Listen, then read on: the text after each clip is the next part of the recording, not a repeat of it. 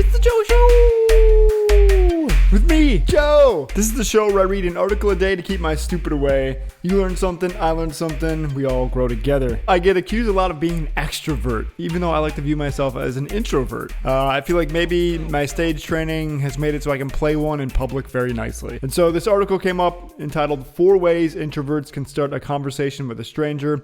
And I have a lot of friends that actually are introverts, so I wanted to see, maybe I could help them out. So let's see how we can start some conversations with some strangers. Starting conversations with people I have never met is like my superpower. As an introvert, it helps me think of each person not as a person, but as a living story, decades in the making, and my only job is to extract the story. Other than looking completely average, here are tangible actions I can take to start conversations with strangers. So looking completely average is like a prerequisite to talking with strangers. Actually, I do think it helps if you can look non-threatening when talking to new people.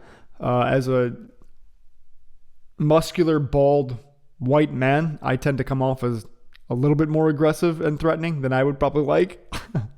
But what are you gonna do, So step one, actually talk to strangers. I used to make a big mistake. I would never talk to strangers. My mindset on this didn't change until one day I found myself handing a tissue to a woman in the window seat. 30 minutes into our chat, she was crying over a relationship that ended abruptly. Man, that sounds like a really, really, really awkward and stressful plane ride to me, to be honest. I had been the comforting shoulder to friends before, but never strangers. I thought, why would she tell me this? I don't even know her. Then it hit me. She's telling me this because I don't know her. Conversations with strangers have the potential to go so much deeper than they should. Why? Because your relationship has a ticking clock right from the start. The second those wheels touch down in Omaha, the two of you will never see each other again. I now recognize brief encounters for what they are. A chance to give free, anonymous therapy for a person in need. Second step, let them go second. Silence is awful. It's so weird. I agree.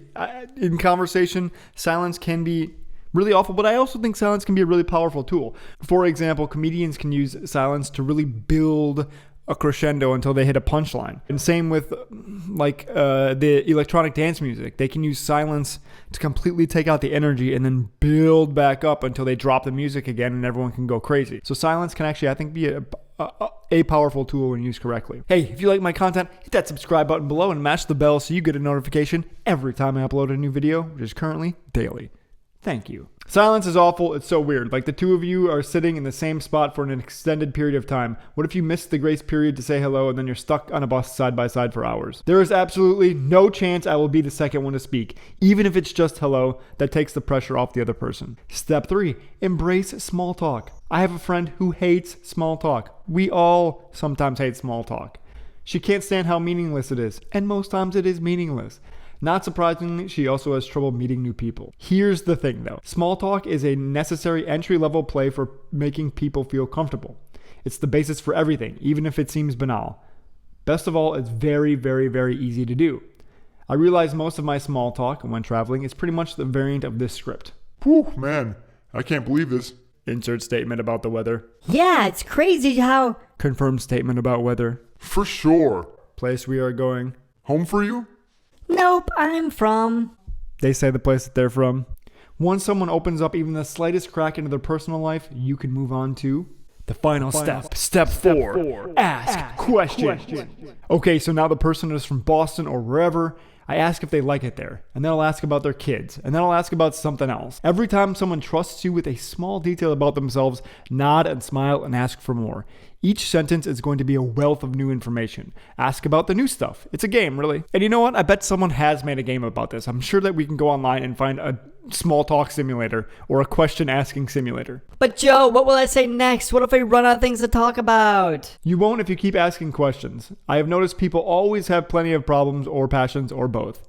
What they don't have is a person who wants to listen to them. So to recap on how to have a conversation with strangers if you are an introvert or if you're just a person who has, trouble talking to strangers. Step 1 is to actually talk to strangers. Step 2 is to let them go second. So you always start the conversation first. Step 3 is to embrace the small talk. It's all right to start off with a conversation about weather. And step 4 is to ask questions. And actually, I complain about this to my friends all the time, that I always feel like I'm the one asking questions in a conversation. Maybe that means I'm an extrovert. I don't know. But I've always said this, that I hate when I'm having conversations with people and I feel like I have to pull information out of them. It's like, yo, ask a question sometimes. I guess that's my ego talking. I want to talk about myself occasionally.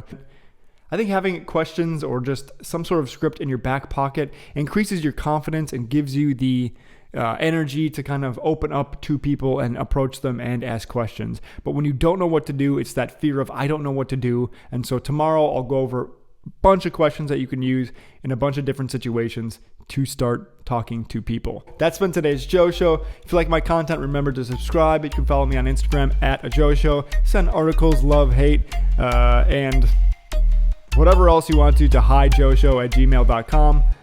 Till tomorrow, read something good. This has been The Joe Show. I love you.